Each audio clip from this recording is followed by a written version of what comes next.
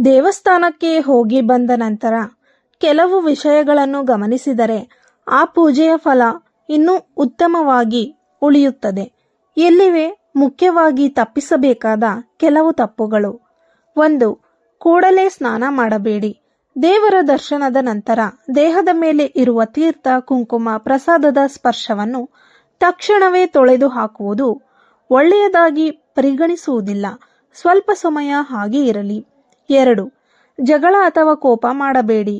ದೇವಾಲಯದಿಂದ ಬಂದ ತಕ್ಷಣ ಕೋಪ, ಜಗಳ, ಕೆಟ್ಟ ಮಾತುಗಳಿಂದ ಮನಸ್ಸಿನ ಶಾಂತಿ ಹಾಳಾಗುತ್ತದೆ. ಶಾಂತವಾಗಿ ಇರೋದು ಮುಖ್ಯ. 3. ನಕಾರಾತ್ಮಕ ಮಾತುಗಳನ್ನು ಆಡಬೇಡಿ.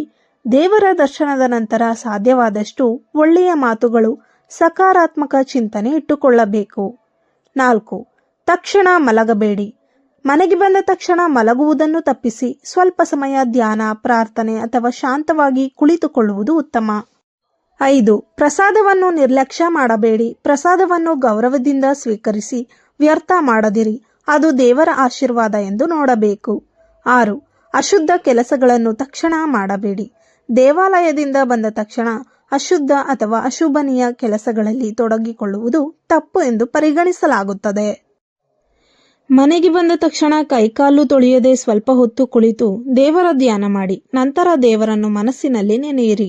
8. ಮನೆಯೊಳಗೆ ಬಂದ ನಂತರ ಸ್ವಲ್ಪ ಸಮಯ ಬಿಟ್ಟು ಕೈಕಾಲು ತೊಳೆಯಿರಿ. ಹೊರಗಿನ ಅಶುದ್ಧತೆ ಹೋಗಲು ಕೈಕಾಲು ತೊಳೆಯುವುದು ಒಳ್ಳೆಯ ಅಭ್ಯಾಸ. 9.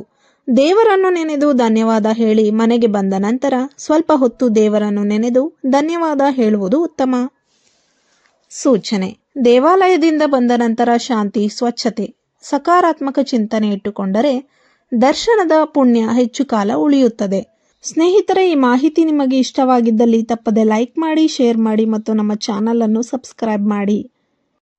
ಈ ಮಾಹಿತಿ ನಿಮಗೆ ಇಷ್ಟವಾಗಿದ್ದಲ್ಲಿ ಇನ್ನೂ 10 ಜನರಿಗೆ ಶೇರ್ ಮಾಡಿ. ಧನ್ಯವಾದಗಳು.